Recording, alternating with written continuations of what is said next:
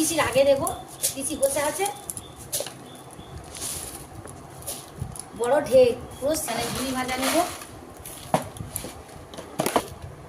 ধনিয়া পাতা কুচি, চানাচুর নেব, মটর সিদ্ধ নেব,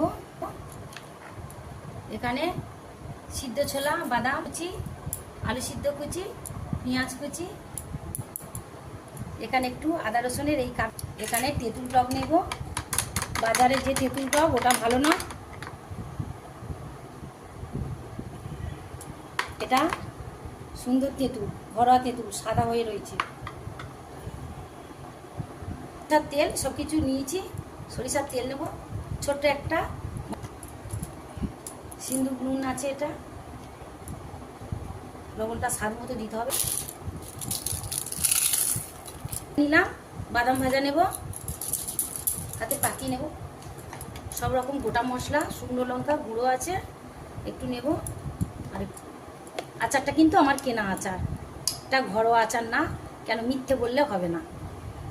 পাঞ্জাবি ও দারুণ লাগবে। পাতিলেবুর রস, মশলা মুড়িটা মাখাবো।